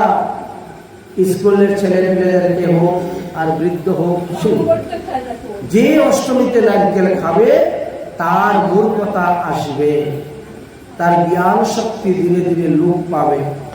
একদিন দুদিন না, আস্তে আস্তে আস্তে আস্তে লোপ পাবে। হঠাৎ করে ডাউন হয়ে গেছে এমনটা নয়, ধীরে ধীরে ধীরে ধীরে ডাউন হয়ে যাবে। এই জন্য অষ্টমীতে কখনো নারকেল খাবেন না। নবমী তিথিতে লাউ খাওয়া নিষিদ্ধ। বুঝলেন? এই যে গুল লাউ, এইগুলি খেতে নাই। বা লম্বা লাউ, নবমী দিন সম্পূর্ণভাবে লাউ ত্যাগ করে দেওয়াই ভালো। পাইনা লাউ, তাতে কি হয়? এটি ভক্ষণ করলে গোমাংস ভক্ষণের যে পাপ, সেই পাপ হয়। এই জন্য সেই দিন আমাদেরকে লাউ খাওয়া নিষিদ্ধ। দশমীতে কলমি শাক ভোজন করা নিষিদ্ধ। চাতুর্মাস্য ব্রতেতে কলমি শাক ভোজন করা নিষিদ্ধ। যারা হবিষান্ন গ্রহণ করেন তাদের ক্ষেত্রেও নিষিদ্ধ। কেউ কেউ আছে বৈশাখ মাস, শ্রাবণ মাস, কার্তিক মাস, মাঘ মাস, এইভাবে 4 মাস চতুর্মাস্য করে। আর কেউ বা শয়ন একাদশী থেকে আরম্ভ করে উত্থান একাদশী পর্যন্ত এক নাগারে 4 মাস করে যায়। বুঝতে পেরেছি? তাই এই সময়ে এই কলমি শাক ভক্ষণ করা নিষিদ্ধ আছে। একাদশীতে শিম আদি অনেক সবজি খাওয়াই নিষিদ্ধ, কিন্তু লোকে বুঝে না। একাদশী দিনও সব ধরনের সবজি গ্রহণ করে যাচ্ছে। কিন্তু শাস্ত্রে বলছে যারা একাদশী ব্রত করতেছে, যারা একাদশী ব্রত করে তারা আলু, কাঁচকলা, পেঁপে এই তিনটাকে গ্রহণ করতে পারে। কোয়াশের কথা লেখা নাই, হয়তো কোয়াশের জন্য পরে হয়েছে, তখন শাস্ত্র নতুন ফল, হ্যাঁ সবজি কিছু কিছু জিনিস আছে এগুলোর পরে জন্ম হয়েছে। যেমন ধরেন আমাদের শাস্ত্রের মধ্যে কোথায়ও আপনি গোলাপ ফুলের কথা পাবেন না, আপনি জুঁই ফুল পাবেন, জুতি, মালতী, গন্ধরাজ, পদ্ম ফুল ইত্যাদি নাম পাবেন। কারণ গোলাপটা পরবর্তী সময় বিদেশ থেকে এসেছে ভারতে, বুঝেছে? এটা ভারতীয় নয়, বাইরের থেকে এসেছে, এই জন্য নেই, বুঝলেন? এইভাবে কিছু কিছু জিনিস আছে সেটা নিয়ে কোনো আলোচনাই নেই, আলোচনা থাকে না। না থাকার কারণ হলো সেটা তখন ছিল না, পরে যেন যেমন কারণে এসেছে। তাই বলছেন যারা একাদশী ব্রত করে না তাদেরকে বলছে তোমরা শিমটা বাদ দিয়ে অন্য সবজি খাইও। আর যারা একাদশী ব্রত করে তাদের জন্য ফুলকপি, বাঁধাকপি, টমেটো, গাজর, ধনিয়া পাতা এইসব খাওয়া চলে না। কিছু কিছু লোক আছে এই সব কিছু দিয়ে তৈরি করে সবজি বানিয়ে পায়, কিন্তু এটি মহাজন গণ্য সিদ্ধান্ত নয়, শাস্ত্রের সিদ্ধান্ত নয়। এবার বললেন দশমীতে, একাদশীতে পুঁইশাক খাওয়া নিষিদ্ধ, দ্বাদশীতে পুঁইশাক এমনিতেই বলছে সর্বত্রই হরিভক্তি বিলাসের পুঁইশাক একেবারে 12 মাসের জন্য খাওয়া নিষিদ্ধ বলে গিয়েছেন। সাধু শান্ত মহাত্মা যারা বিষ্ণু মন্ত্রে দীক্ষা গ্রহণ করে নিয়েছেন, শুদ্ধ সদাচার পালন করেন, তারা দ্বাদশীতে কখনো পুঁইশাক, কে সারা জীবনই পুঁইশাক খাবে না। অন্যান্য সাধারণ লোকের ক্ষেত্রেও দ্বাদশীতে পুঁইশাক ভক্ষণ করা নিষিদ্ধ করেছেন। এতে ব্রহ্মহত্যা তুল্য পাপ হয়ে থাকে, এই জন্য নিষিদ্ধ করেছেন। একাদশীতে শিম খেলে নরকে যেতে হয়, নরক যন্ত্রণা ভোগ করতে হয়, কুন্দিপাত নরকে। আর দ্বাদশীতে পুঁইশাক খেলে পরে কি হয় বলছেন ব্রহ্মহত্যা পাপ হয়। ত্রয়োদশীতে বেগুন খেলে পরে বংশ বৃদ্ধি হয় না, অর্থাৎ বংশে পুত্র সন্তানের সংখ্যা কম হবে, কন্যা সন্তানের সংখ্যা বেশি হবে। এই জন্য ত্রয়োদশী দিবসে বেগুন খাওয়া নিষিদ্ধ। যদি কেউ পুত্র সন্তান কামনা করেন তাহলে ত্রয়োদশী বাদে অন্যান্য দিন বেগুন খাবেন, কিন্তু ত্রয়োদশী দিনে বেগুন খাবেন না। এতে পুত্র সন্তান বৃদ্ধি হয় না, বংশ বৃদ্ধি হয় না, বংশের হানি হইয়া থাকে, পুত্র হানি হইয়া থাকে। এই জন্য মাতা পিতাদেরকেও ত্রয়োদশী দিবসে বেগুন খাওয়া নিষিদ্ধ। এই কারণে নিজের সন্তানদের উপরেও অমঙ্গল আসে, পুত্র হানি হইয়া থাকে। কেউ হয়তো মনে করতে পারে যে আমি তো বৃদ্ধ হয়ে গেছি, বৃদ্ধ হলে আপনার ছেলে তো আছে, ছেলে মেয়েরা তো আছে, এই জন্য বললেন নিষেধ। চতুর্দশীতে মাসকালাই ভক্ষণ করা নিষিদ্ধ। যদিও শুদ্ধ বৈষ্ণবরা তো মাসকালাই কখনোই গ্রহণ করে না, অন্যান্যরা অনেক সময় একটু মাসকালাই গ্রহণ করে, কেউ বা মাসকালাই বড়ি দিয়ে শুক্তা টুক্তা বানায়, এটা সেটা গ্রহণ করেন। তো বলছেন চতুর্দশী দিনে কিন্তু মাসকালাই খাবেন না। এই মাসকালাই মহিষাসুরের চুকের জল থেকে উৎপত্তি হয়েছিল এবং সেই তিথি বিশেষ, তো এই কারণে এই তিথিতে এটি ভক্ষণ করা নিষিদ্ধ। যদি মাসকালাই ভক্ষণ করেন তাহলে একটা রোগ সারতে না সারতেই আরেকটা রোগ এসে আপনাকে ধরবে, একটা রোগ ভালো না হতে হতে আরেকটা রোগ এসে আপনাকে ধরবে, অর্থাৎ আপনি চিররোগী হয়ে গেলেন। রোগের পরে রোগ, রোগের পরে রোগ, চিররোগী হয়ে গেলেন। আর অমাবস্যা পূর্ণিমাতে কখনো আমিষ ভোজন করতে নাই, যারা আমিষ ভোজন করেন তাদের জন্য বেশ কিছু তিথির কথা বলে গেছে। এই সমস্ত তিথিতে যারা আমিষ ভোজন করবে তারা মহাপাপী হয়ে থাকে এবং নরকালী যন্ত্রণা ভোগ করতে হয়। এই জন্য বিশেষ করে অমাবস্যা, পূর্ণিমা, সংক্রান্তি, রবিবার বা একাদশী আদি তিথি ইত্যাদির কথা বর্ণন করে গিয়েছেন। তো আমাদের আহারের উপরে অনেক কিছু নির্ভর করে। আমরা যদি আহারকে শুদ্ধ করতে পারি তাহলে আমাদের সত্তা শুদ্ধ হবে, সত্তা শুদ্ধ হলে আমাদের দেহ শুদ্ধ হবে, দেহ শুদ্ধ হলে আমাদের ইন্দ্রিয় শুদ্ধ হবে, ইন্দ্রিয় শুদ্ধ হলে আমাদের মন শুদ্ধ হবে, আর মন শুদ্ধ হলে পরে আমাদের বুদ্ধি শুদ্ধ হবে। আর বুদ্ধি যখন শুদ্ধ হবে, শুদ্ধ বুদ্ধি দিয়ে যখন আমরা পরিভোজন করব তখনই আমাদের কল্যাণ হয়ে যাবে। তাহলে কি কি গ্রহণ করলে পরে আমাদের কি ক্ষতি হচ্ছে এইগুলা শাস্ত্রে বর্ণন করা আছে। আমরা যদি শাস্ত্রবিধি না মেনে চলি তাহলে এই সমস্ত আহারের যে অপগুণ সেগুলো আমাদেরকে ভোগ করতে হবে। 15 দিনের মধ্যে একদিন একটা জিনিস বাদ দিলে তো তেমন কোনো ক্ষতি হচ্ছে না। এই জন্য এগুলি চর্চা করতে হবে, চর্চার মাধ্যমে এগুলি মনে থাকবে। এবার আমরা কিছু লাভের কথা বলব। শাস্ত্রে যেমন কিছু কিছু দ্রব্য খেলে পরে আমাদের ক্ষতি হয় বলেছে, আবার কিছু কিছু দ্রব্য আছে খেলে পরে লাভ হইবে। আমরা লাভ ক্ষতির দুটাই আমাদের জানা প্রয়োজন। এতক্ষণ আমরা প্রতিপদ থেকে আরম্ভ করে অমাবস্যা পর্যন্ত বা পূর্ণিমা পর্যন্ত যাহা খেলে ক্ষতি হয় তাহা আলোচনা করেছি। এখন যাহা খেলে লাভ হইব তাহা আমরা আলোচনা করব। প্রতিপদ দিবসে শুদ্ধ গরুর ঘি একটা কটুরির মধ্যে দিয়ে আলাদা করে পৃথকভাবে ভগবানকে ভোগ দিবেন। এমনিতে তো আমরা প্রতিদিন অন্নের উপরে ঘি দিই, কারণ অন্নের উপরে ঘি না দিলে অন্নটা সাত্বিক হয় না। অন্ন হলো রজগুণ, অন্ন রজগুণ।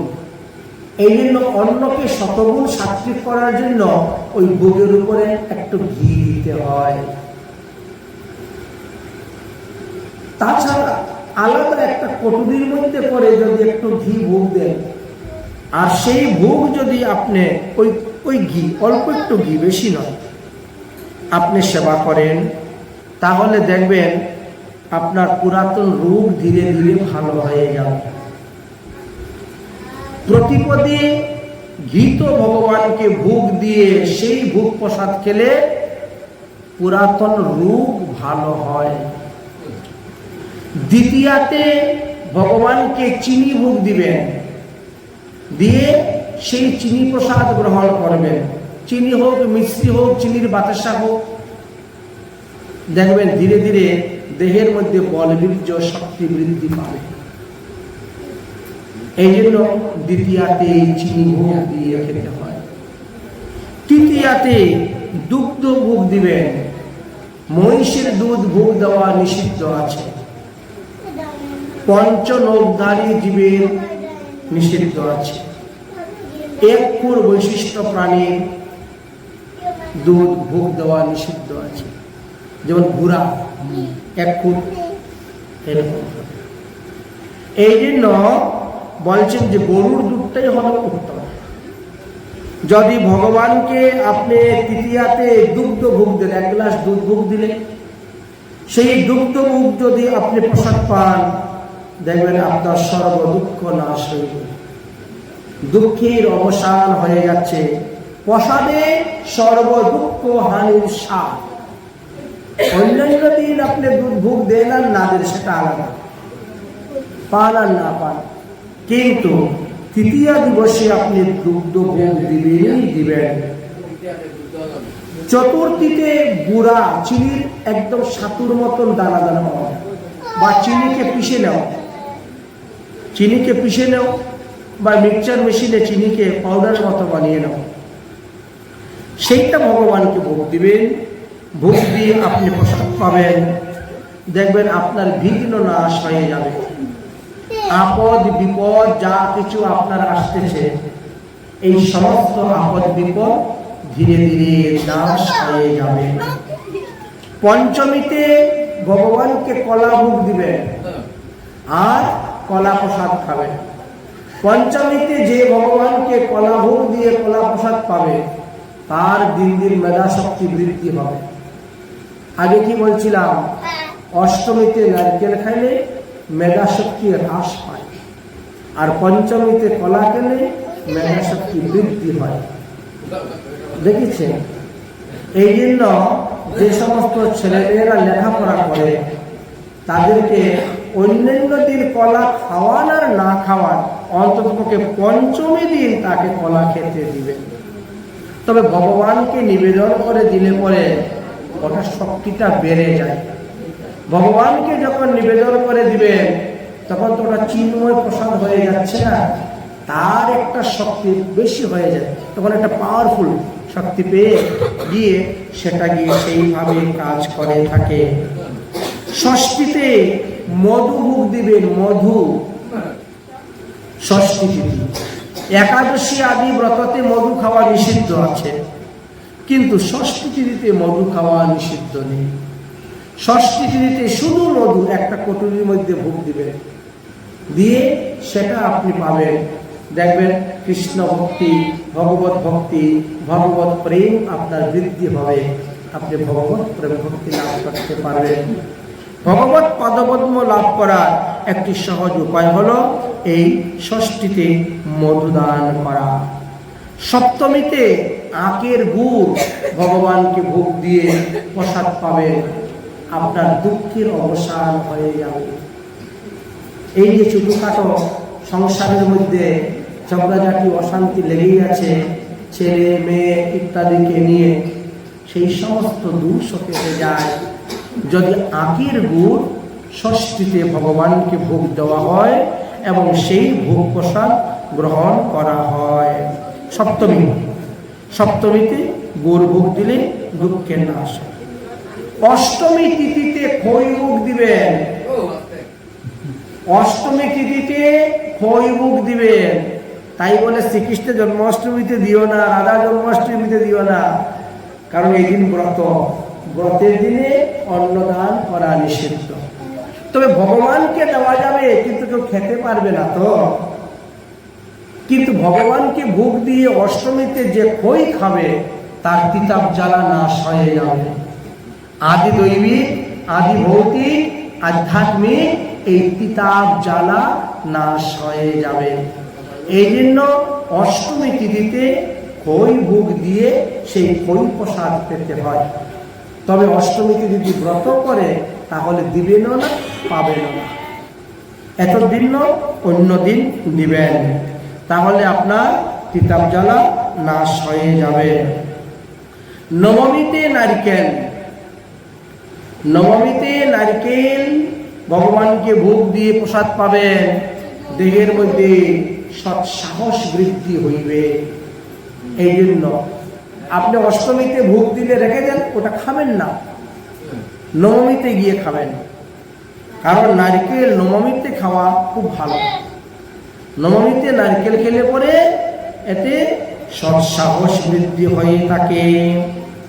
দশমীতে বললেন তিল ভোগ দিবেন, তিলের লাড্ডু ভোগ দেন, তিল ভেজে গুঁড়া করে আপনি ভোগ দেন। আগেরকার দিনে দেখতাম শশা দিয়ে তিল দিয়ে, এখনকার সেই রকম শশা পাওয়া যায় না। এই বড় বড় এই লম্বা লম্বা শশা দেখতাম নিয়ে আসতেন, আর তিল দিয়ে শশা দিয়ে টক বানাতেন গুড় দিয়ে।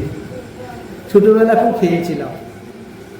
তো দশমীতে যদি কেউ তিল দিয়ে বেসন দিয়ে পকোড়ি বানিয়ে দেও, আর তিলের লাড্ডু বানিয়ে দেও, আর যেভাবে হোক ভগবানকে তিল দিয়ে যদি কেউ তিল প্রসাদ পায় বা তিল দান করে, তাহলে তিল পরিমাণে পাপ তার দেহের মধ্যে থাকবে না, সব পাপ নষ্ট হয়।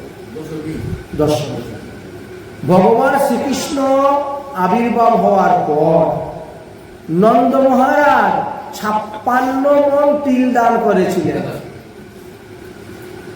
অষ্টমীতে জন্ম নিল, নবমী দশমী দুদিন তো নন্দ উৎসবই চলল, এই জন্য দশমীতে তিল দান। নবমীতে কি করলেন? 20 লক্ষ গাভী দান করলেন। 20 লক্ষ গাভী দান করতে করতে সারাদিন চলে গেল। দশমীতে 56 মণ তিল দান করলেন। চিন্তা করছেন? এইবার বললেন যে দশমীতে আপনি তিল দান করবেন, তাহলে তিল পরিমাণে পাপ আপনার দেহের মধ্যে থাকবে না। একাদশী দিনে দই ভোগ লাগানো খুব ভালো। দই বাজারের কিনা দই আনলে হবে না, শুদ্ধ সদাচার ভাবে ঘরের মধ্যে দই বসাবে। চুলা ভালো করে পরিষ্কার করে লেপে মুছে দুধ গরম করে দই বসিয়ে দেন। একাদশী দিবসে সেই দই ভগবানকে ভোগ দিবেন। আপনি নিজেও সেই দই প্রসাদ গ্রহণ করতে পারেন যদি সজলা করেন। যারা নির্জলা করে তাদের ব্যাপার তো আলাদাই, যারা সজলা করে দই, যারা একাদশীতে ভগবানকে দই ভোগ দেয় এবং দই প্রসাদ পায় তাদের ধীরে ধীরে ধন সম্পত্তি বৃদ্ধি হয়, ধন সম্পত্তি বৃদ্ধি হবে। এই জন্য সম্পদ বৃদ্ধির ক্ষেত্রেও দই ভোগ একাদশী দিনে অত্যন্ত প্রসিদ্ধ। দ্বাদশী দিন সকালবেলা ভগবানকে চিরা ভোগ দিবেন, কৃষ্ণ ভক্তি লাভ হইবে। এই জন্য দ্বাদশীতে চিরা ভোগ দেওয়া অত্যন্ত প্রসিদ্ধ। যদি এত সকালবেলা রান্না করতে না পারেন, একটু চিরা ভোগ দিয়ে মুখে দিলেও পালন হয়ে গেল। তাও যদি সময় না পান তাহলে জগন্নাথের মহাপ্রসাদ কিনে এনে ঘরে রেখে দিবেন।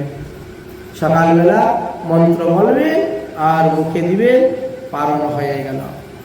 ব্রতের নির্দিষ্ট সময়ের মধ্যে পালন করতে হয়।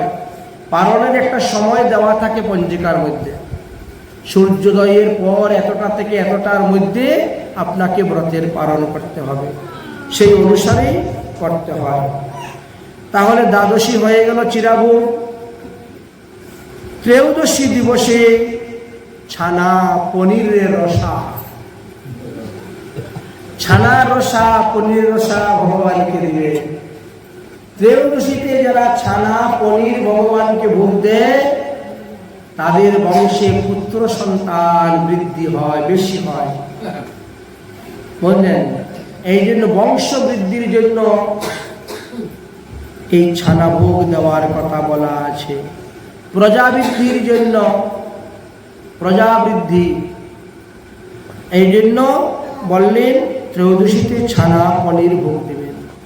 চতুর্দশীতে আপনি ছাতু ভোগ দিতে পারেন। ছাতু গম, চানা, মটর, ডাল ইত্যাদি এনে ভালো করে ভাজেন, ভেজে গুঁড়ো করে একসঙ্গে ছাতু তৈরি করেন। তাই চতুর্দশীতে এই ছাতু ভোগ দিলে ভগবান ধাম লাভ করা যায়। আর অমাবস্যা পূর্ণিমা দিবসে পায়াস রান্না করে ভগবানকে ভোগ দিবেন। মিষ্টান্ন, পরমান্ন যদি রান্না করে ভগবানকে ভোগ দেন, আর সেই ভোগ প্রসাদ যদি কোনো সাধুগুরু বৈষ্ণবকে দান করতে পারেন ভালো, না হলে একটু গোমাতাকে দিবেন, একটু কুকুরকে দিবেন, একটু কাককে দিবেন, একটু পিপিলিকাকে দিবেন, বা একটু নদীর জল বা পুকুরের জলে বিসর্জন করে দিবেন। তাহলে আপনার পূর্বপুরুষ যদি কেউ তার পাপের ফলে নরকে পড়ে থাকে, নরকুণ্ডে পড়ে থাকে, তথাপিও সে উদ্ধার হয়ে যাবে। ভগবানকে অমাবস্যা পূর্ণিমাতে এইভাবে ভোগ দানে এতই উত্তম ফল এবং ভোগ প্রসাদ গ্রহণের দ্বারা উত্তম ফল লাভ করা যায়। এইভাবে বেশ কিছু তত্ত্বকথা শাস্ত্রে নিরূপণ করা আছে। আমরা শাস্ত্রবিধি মানি না বলে আমরা এই অবস্থা প্রাপ্ত হয়ে থাকি।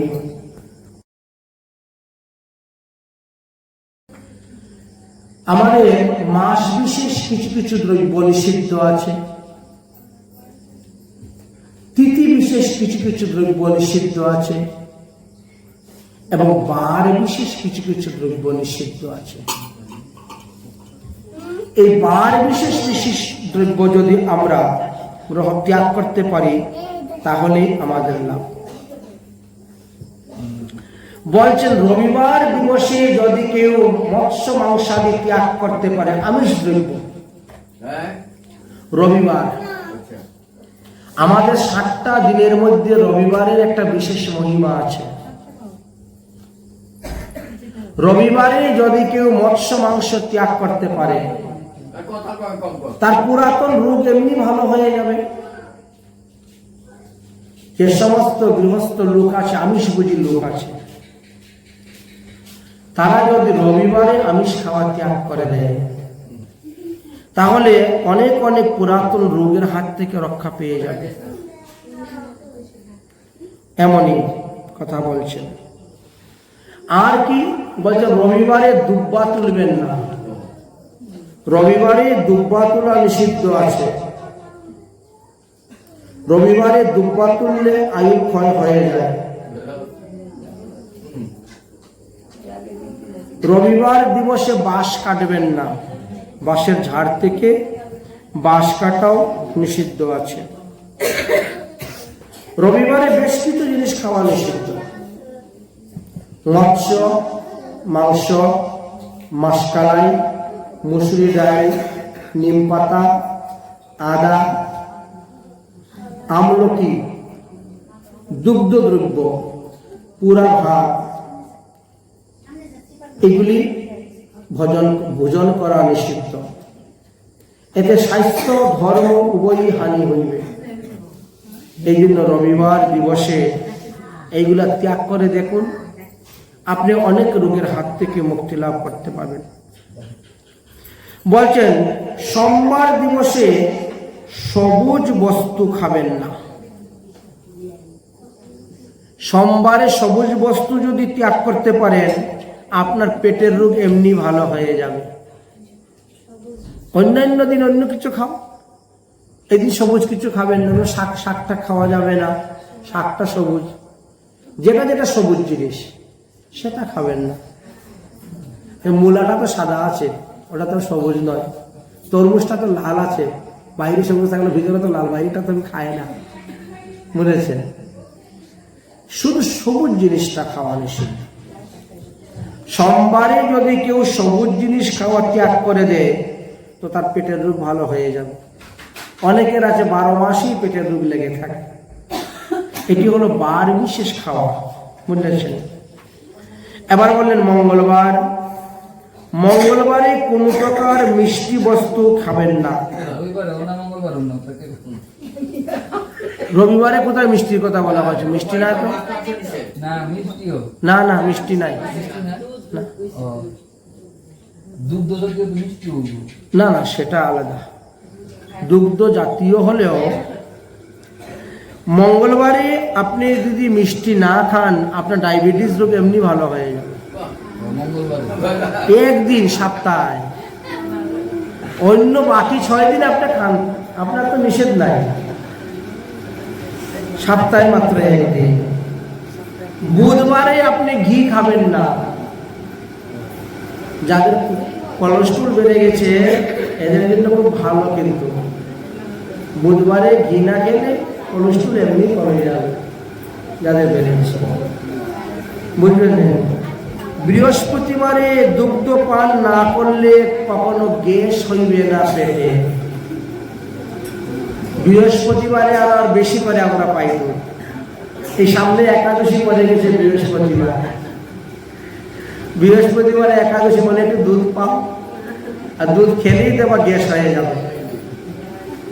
বৃহস্পতিবারে দুধ খেলে গ্যাস হয়, অন্যান্য দিন দুধ খেলে কিন্তু গ্যাস হবে না। হ্যাঁ, ছানা করে খেয়ে নিতে পারো। এই জন্য যারা গ্যাসের রোগী তাদেরকে বলছেন বৃহস্পতিবারে দুগ্ধ ত্যাগ করে দেন, দেখবেন আপনার গ্যাসের রোগ কমে যাবে। শুক্রবারে দই খাবেন না। শুক্রবারে যারা দই ত্যাগ করতে তাদের হাতের ব্যথা, গাড়ের ব্যথা, হাঁটুর ব্যথা, কোমরের ব্যথা এমনি কমে যাবে, মাত্র সপ্তাহে একদিন। এই জন্য শুক্রবার দিবসে দই ভক্ষণ করা নিষিদ্ধ। শনিবারে বলছেন তেল খাবেন না, সরিষার তেল বা এগুলি খাওয়া নিষিদ্ধ। তাহলেও কিন্তু আমাদের কোলেস্ট্রল আদি যে সমস্ত আছে এইগুলা থেকে মুক্তি লাভ করা যায়। তাহলে দেখেন তো, রবিবার থেকে আরম্ভ করে শনিবার 7 দিন, এক একটা দিবসে এক একটা দ্রব্য ত্যাগ করতে পারলে আমরা কত শান্তি লাভ করতে পারবো, সুখ লাভ করতে পারবো। এই জন্যই তো সব শাস্ত্রে আমাদেরকে কি বলছেন, ত্যাগাৎ শান্তি নিরন্তরম, ত্যাগাৎ শান্তি নিরন্তরম। যত ত্যাগ করতে পারবেন ততই শান্তি লাভ করতে পারবেন। আশাহি পরম দুঃখ, এইটা খাবো, ওইটা খাবো, সেইটা খাবো, এই যে একটা আশা আমরা করি, আমরা না দেখি বার, না দেখি তিথি, না দেখি মাস, না দেখি কিছু, ওইটা বানিয়ে দেবো, ওটা খাবো, ওটা বানিয়ে দেবো, ওটা খাবো। এই কারণে আমরা আমাদের রোগ ভোগ এ থাকি।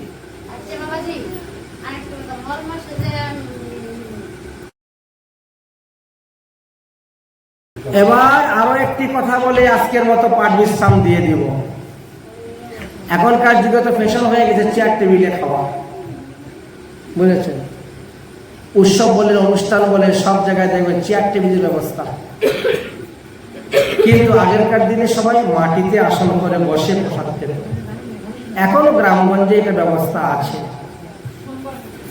তো শাস্ত্রে বলছে ভূমিতে বসে, পূর্ব দিকে মুখ করে যদি কেউ ভূমিতে বসে খায়, প্রসাদ পায়, তাহলে প্রসাদ পাওয়া সত্ত্বেও সে 1000টা ব্রতের ফল লাভ করতে পারবে। 1000টা ব্রতের ফল। মাটিতেই, পিঁড়ির মধ্যে। কিন্তু মাটিতে তো আমরা যেমন আগে যেমন আসন করে বসতাম না, যোগাসন করে বসে তো প্রসাদ পাই আমরা। তো আসন এই যে বসে আছেন, এই যে আসন করতে বসা, এইভাবে আসন করে পূর্ব দিকে মুখ করে বসে যদি কেউ প্রসাদ পায়, হ্যাঁ, পূর্ব দিকে মুখ করে আসন করে মাটিতে আসন দিয়ে মাটিতে আসনের উপর বসেই যদি কেউ প্রসাদ পায়, তাহলে 1000টা ব্রত করলে যেই ফল পাবে সেই ফল পাবে।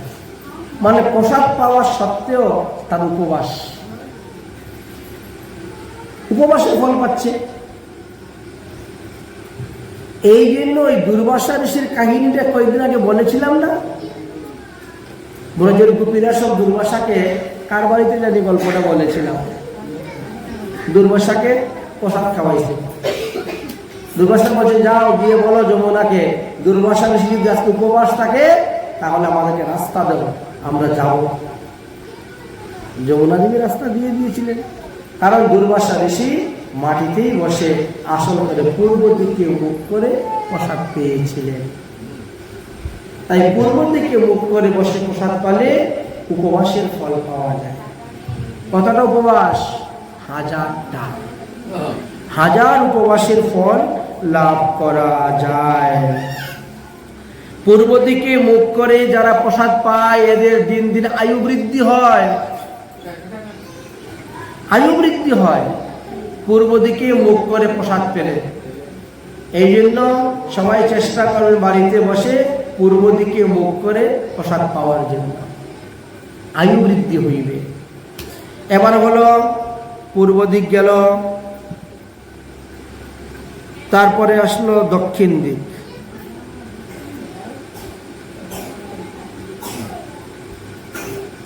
দক্ষিণ দিক, দক্ষিণ দিকে মুখ করে ভোজন করলে যশ বৃদ্ধি হয়। পশ্চিম দিকে মুখ করে যদি ভোজন করা যায় তাহলে সম্পদ বৃদ্ধি হয়। আর উত্তর দিকে মুখ করে ভোজন করলে যে বস্তু ভোজন করতেছেন ওই বস্তুর ওই গুণগুলি লাভ করতে পারবেন। হ্যাঁ, যেটা খাবেন, যে সবজিটা খাবেন, তার যে একটা গুণ বা তার যে একটা দোষ, সেটাই তোমার মধ্যে বর্ধিত হইবে। এই জন্য পূর্ব, পশ্চিম, উত্তর, দক্ষিণ চারদিকে মুখ করে খাওয়া যায়, কিন্তু 4 রকমের ফল আছে। যশ বৃদ্ধি হয়, যশ বৃদ্ধি হয়ে থাকে। এই কথাটি কুর্ম পুরাণের 19 অধ্যায়ের মধ্যে লেখা আছে, উপরিভাগেতে লেখা আছে। তো এইভাবে শাস্ত্রে অনেক অনেক নিগুড় তত্ত্ব বর্ণন করে গিয়েছে। যেই সমস্ত তত্ত্বগুলো আমরা জানি না বলে এত সাধন করে যাচ্ছে, এত ভজন করে যাচ্ছে, এত সৎপথে চলছে, তার কেন এত আপদ, এত বিপদ, এত রোগ, এত সুখ, এত ব্যাধি? কারণ কি? কারণ হলো এই সমস্ত দ্রব্যের গুণ যাবে কোথায়? এই গুণগুলা তো বর্ধিত হবেই। তো যাই হোক, আজ আমরা অনেক অনেক বিষয় নিয়ে আলোচনা করেছি, শাস্ত্রের কথা।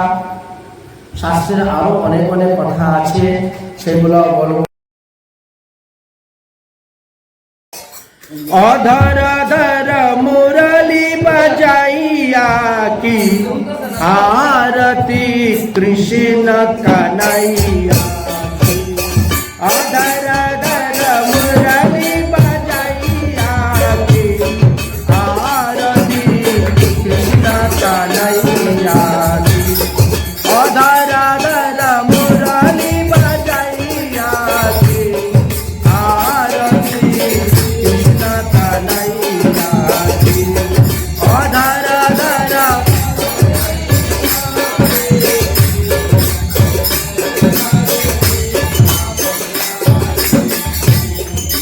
অধর ধর মুরলি বাজাইয়া কি আরতি কৃষ্ণ কানাইয়া।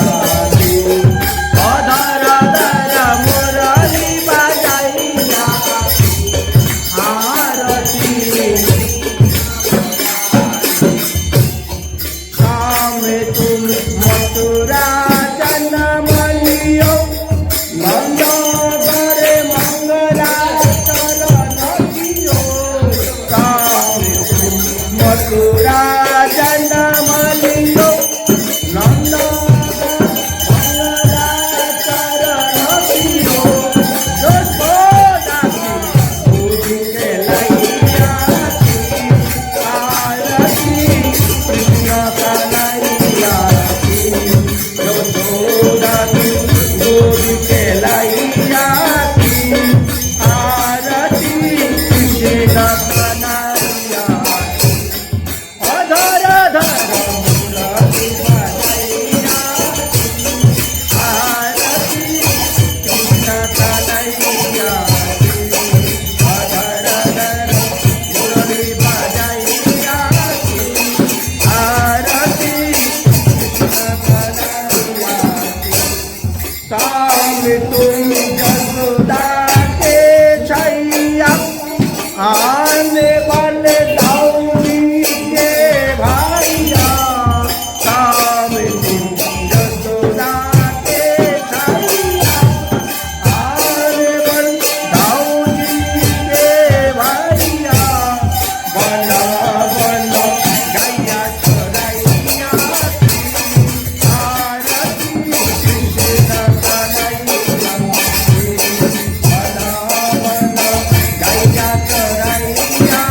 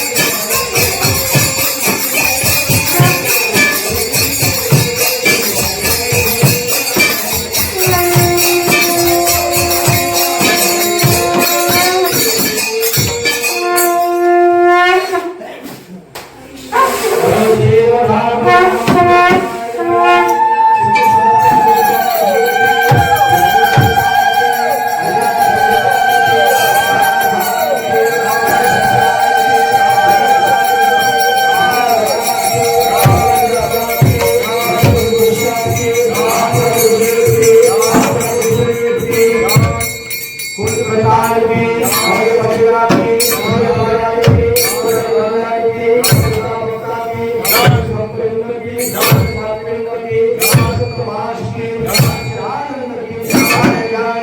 Ram